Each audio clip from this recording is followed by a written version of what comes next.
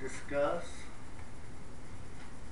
the lost word, or as many in esoteric magical orders call the magical word. Of course, for this aeon, the aeon of Horus, it is abrahadabra, brought to us by Crowley, who is higher guardian angel, holy guardian angel, named Awas. In Book 4, Liber Ava, Chapter 10, page 102 and 103, in the section of the lamp, it is not possible for anyone to advise or approve, for this lamp is not made with hands. It exists alone forever. It has no parts, no person.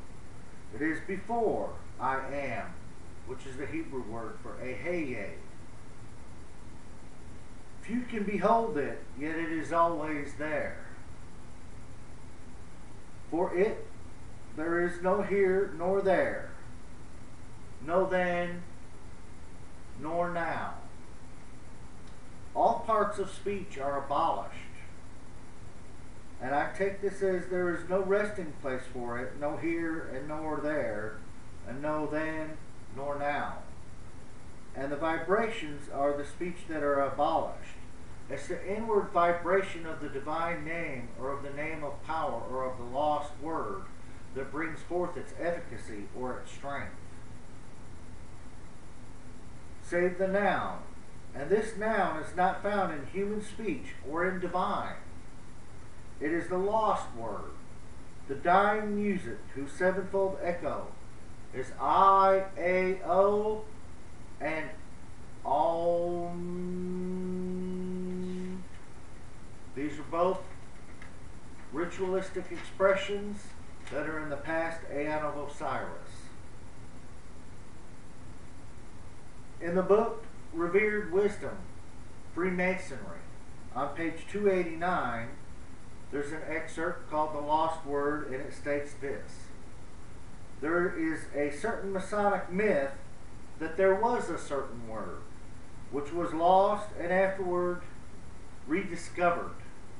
The symbolism refers only to the abstract idea of a loss and a recovery. It is a symbol of divine truth. The search for it was also made by the philosophers and priests in the mysteries of the spurious Freemasonry.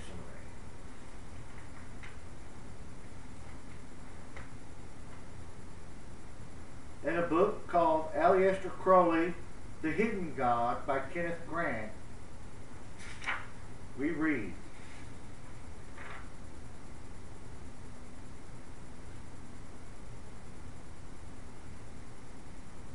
incantation, magic spells, barbarous names of evocation, magical formula, etc., are so many methods of locating and controlling subconscious energies. The names of ancient gods and demons are corrupt in that the vowels and consonants have been confused. In many cases, the corruption was introduced deliberately by the priests to preserve the secrets. The best example of a restoration of such names and formulas occurs in Liber Semet by Aleister Crowley, which is based upon a ritual that Crowley considered to be supremely potent. He who knows how to pronounce the name possesses the key to the realm which the god typifies. Now, this as well may be describing the different levels of consciousness within the human psyche. Different name vibrations or different words of power, as say the hidden word or the lost word, would bring forth the vibrations that would set that subconscious mind, bringing forth the efficacy and the strength of an intention toward the performance of a person's expression of will in the conscious states of mind. So it brings forth the subconscious into conscious strata of experience. Such was the power attributed to god names that in ancient India, and it still is, maintained that even the god himself is not as powerful as his name. Magic utilizes such names to bring the surface mind into direct contact with the super or subconscious levels. By their means, the mind is dissolved in cosmic consciousness. In other words, by experiencing the reality behind the name or word, the mind merges in the ecstasy created by impact with its greater cosmic self. Some quite ordinary names, words, and images possess a degree of power quite disproportionate to their meaning. They are charged with the peculiar vitality of some conscious energy that lends them a special significance and an incredible durability.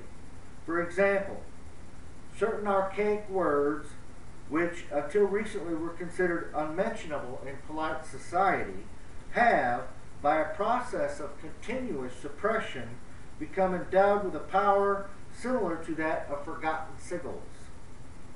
Now, the sigils are subconscious gateways that bring forth energy and atavisms into an expression of conscious mind and of the outward reality or the objective world.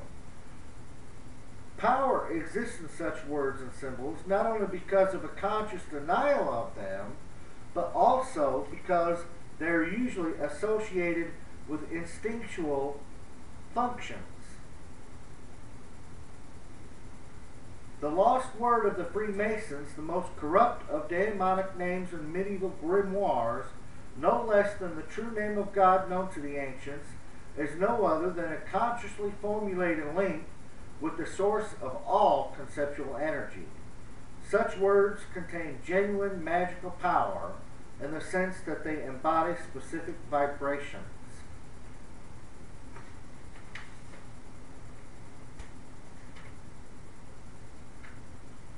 And then again we read in Liber B Vel Magi, subfigure 1, written by Aleister Crowley of the AA, number 1. In the beginning doth the Magus speak truth, and send forth illusion and falsehood to enslave the soul. Yet therein is the mystery of redemption. For every truth there is a falsehood contained therein. It's its counterpart contained in every true word. There is also its counterpart, or its balancing thing, aspect, that could be considered as its contradiction. By his wisdom made he the worlds. The word that is God is none other than he. How then shall he end his speech with silence? For he is speech. By a Magus is this writing made known through the mind of a magister. The one uttereth clearly, and the other understandeth. Yet the word is falsehood. That's that falsehood contained in the truth that is its counterpart. And the understanding is darkness. And this saying is of all truth. Nevertheless, it is written, for there be times of darkness, and this as a lamp therein. Back going to the lamp in Liber Abba, or Book 4 of Magic by Aleister Crowley, talks about the magical lamp as being representative of that lost word.